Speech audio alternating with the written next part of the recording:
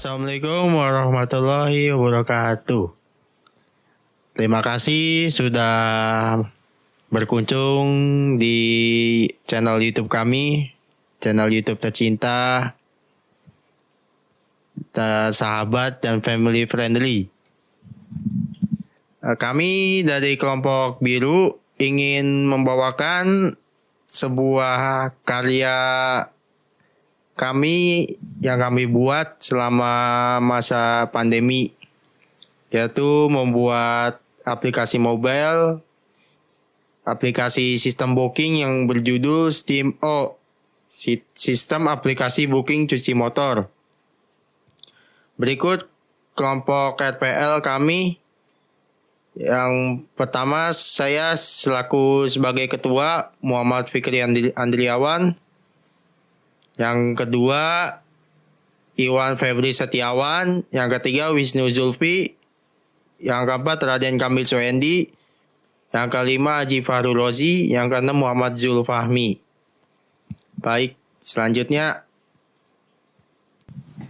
Ya, Assalamualaikum warahmatullahi wabarakatuh. Saya Haji Fahru Rozi dengan NIM 1218222. Di sini saya ingin menjelaskan tentang perangkat lunak. Perangkat lunak, sistem booking atau sistem O ini adalah aplikasi penyedia pesanan online cuci kendaraan sepeda motor roda 2. Bagi yang ingin memesan tiket bisa melalui aplikasi ini guna untuk mempercepat proses antrian dan tidak terjadi keterlambatan dalam proses pencucian motor.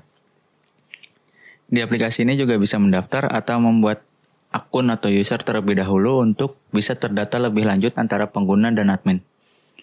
Sistem ini dikembangkan oleh bahasa high level. Untuk database saya menggunakan MySQL dan bahasanya menggunakan PHP language. Di sini adalah karakteristik pengguna, kategori pengguna, tugas, hak akses ke aplikasi. Kategori pengguna admin dengan tugas mengelola sistem keseluruhan, melakukan input data pelanggan. Hak akses ke aplikasi tentu saja admin. Dan kalau kategori pengguna seperti customer, tugasnya melakukan registrasi, melakukan input kendaraan yang ingin didaftar serta pemilihan penjadwalan. Tentu saja ini hak akses ke aplikasi customer. Ya, selanjutnya nama saya Muhammad Raden Kamil Suendi. NIM saya 12182359. Jadi di sini saya menjelaskan kalau kebutuhan fungsionalitas perangkat lunak. Di sini sudah ada tabelnya. Jadi kebutuhan fungsional itu ada registrasi, login, daftar booking, dan transaksi. Jadi kebutuhan fungsional menyambung ke kategori pengguna.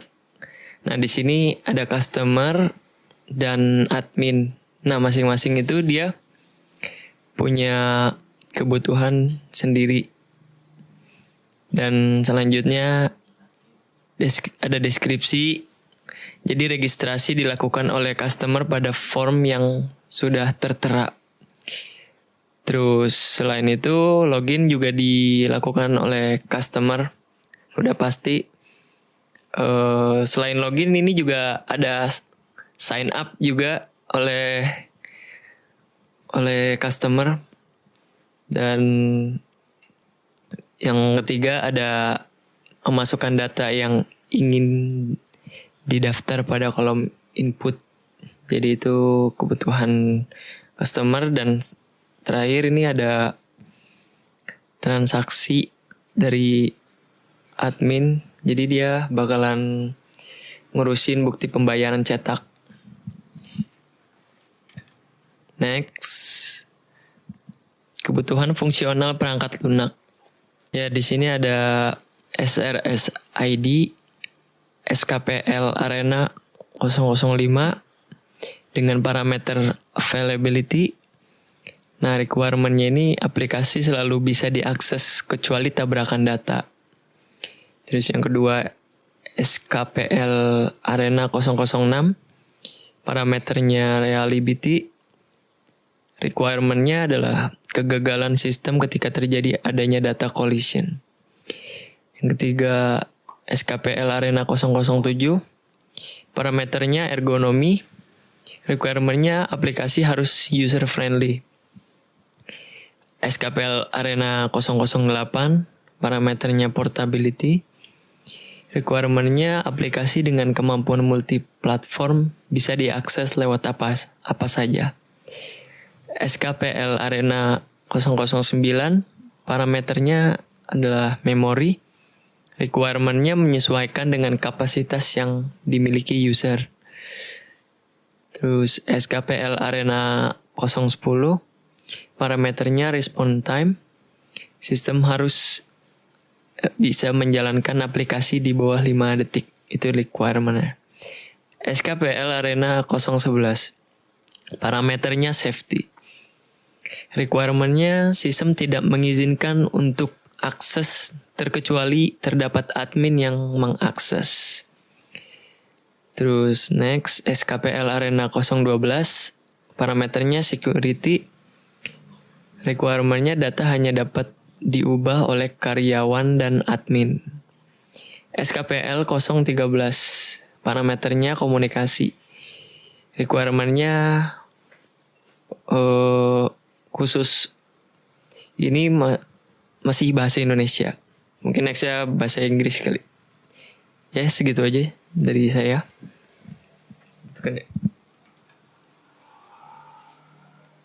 Birds and awful and joke. Baik, balik lagi bersama saya Muhammad Fikri Andriawan. Saya akan menjelaskan sedikit tentang use case diagram yang saya buat. Yang pertama, ada dua perilaku, yaitu ada dua kegiatan di dalam use case diagram tersebut. Yang pertama, admin akan merekap semua data-data dari user ke dalam aplikasi tersebut. Admin tersebut akan mendata ulang semua calon member yang ingin mendaftar ke dalam aplikasi mobile tersebut. Lalu user akan menerima data user akan memasuki login, yaitu login yang berupa user dan password. Dia akan melewati fase pertama ini, lalu selanjutnya akan melakukan pendaftaran booking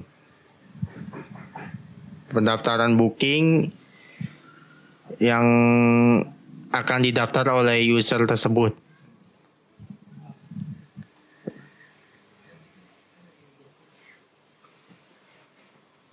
Lalu user tersebut akan melakukan pembayaran.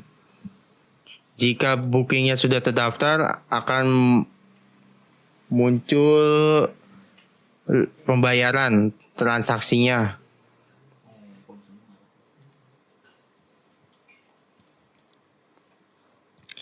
Lalu di sini terdapat activity booking system. Ada dua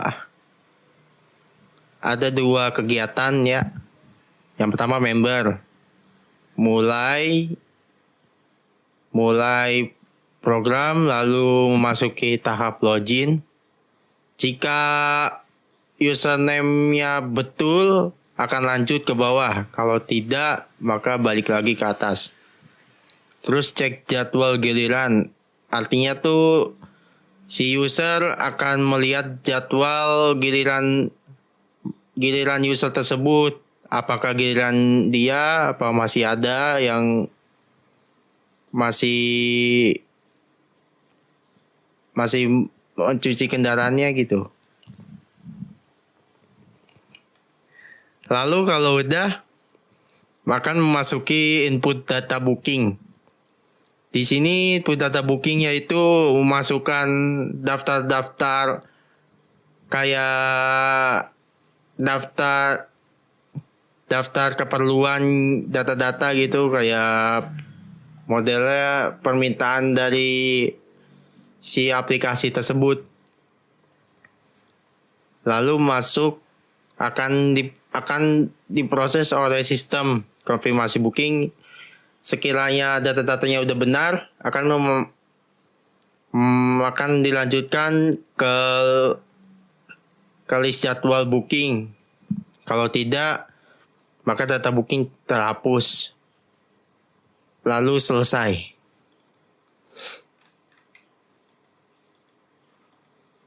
Nah, di sini adalah pendaftaran member apabila kita sudah menjadi member atau kita mau menjadi member.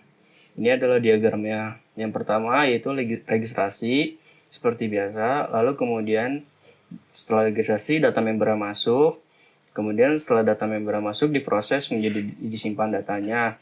Lalu muncul datanya setelah menyimpan data. Lalu di sini ada tabelnya. Setelah tabel, di isi tabel tersebut adalah data sudah disimpan. Terus tampil data member, lalu edit data member. Setelah ini selesai, baru kita bisa dapat konfirmasi data member. Kemudian ini yang non-member. Kalau misalnya kita belum menjadi member atau ingin sekedar melihat-melihat, atau kita juga bisa memesan atau mengecek jadwal apabila kita mau booking. Yang pertama bisa di diagram ini adalah cek jadwal dan memesan. Ini from bookingnya ya. Terus setelah itu kita dapat mengisi data, lalu data tersebut tersimpan, lalu akan dimasukkan ke data booking. Setelah data bookingnya selesai, kemudian data booking ditutup oleh form. Kelas diagram. Di sini ada beberapa tabel ya, ada 5 tabel. Yang pertama tabel register terdapat ID user, terus dengan tipe datanya char. Sampai bawah char, lalu tanggal daftar kalender. Dan di sini plus input data void-nya ini tuh untuk di PHP-nya. Jadi ini sebuah metode gitu, metode di PHP. Sebuah cara untuk pemanggilan kelasnya. Lalu berikutnya akan masuk ke booking system. Jadi register ini akan masuk ke data admin, yang mana tuh data dari user akan di admin backup di booking system tersebut. Lalu selanjutnya login. Login terdapat ada username dan password. Dan ini nantinya untuk masuk calon member di booking system. Lalu terdapat daftar booking, yaitu tabel yang mana tabelnya ini untuk menginput data-data customer. Lalu di bawahnya ada tabel transaksi, yaitu tabel yang akan untuk memunculkan suatu bukti pembayaran dari aplikasi tersebut. Cukup.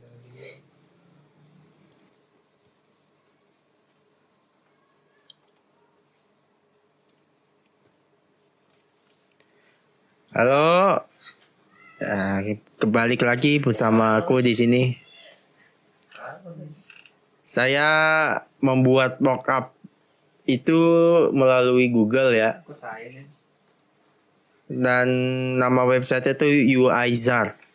Jadi UIZard ini aplikasi untuk membuat mockup dan prototype website.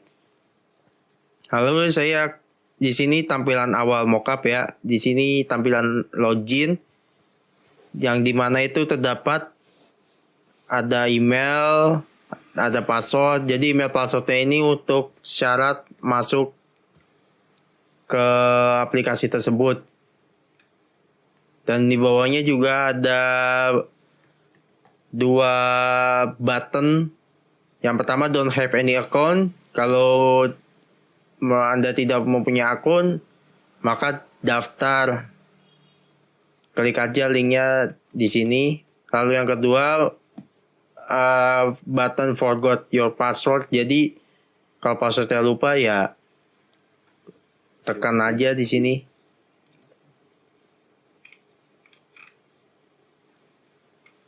Lalu masuk ke tampilan register. Register itu tampilan untuk mendaftar. Dan di sini terdapat username, email, password, address, dan nomor telepon. Anda bisa memasuki data-data Anda melalui form register ini kalau sudah sign up. Jadi otomatis terdaftar masuk database MyPHP admin. Lalu daftar booking ini di atasnya ada navbar. Jadi terdapat 3 kalimat. Yang pertama about, 2 booking, 3 logout. Jadi about ini tentang aplikasi tersebut. Yang booking itu terdapat daftar. Jadi daftar ini untuk menginput dari nomor antrian, harga, plat nomor, jenis kendaraan. Kalau sudah submit, kalau sekiranya masih ada yang kurang reset. Lalu yang ketiga, yang terakhir output. Output ini adalah tabel, yaitu tempat data-data yang sudah masuk ke dalam aplikasi tersebut. Baik, itu saja dari kelompok kami. Apabila ada kekurangan atau kesalahan, mohon maaf dari kelompok kami. Selebihnya, Assalamualaikum warahmatullahi wabarakatuh.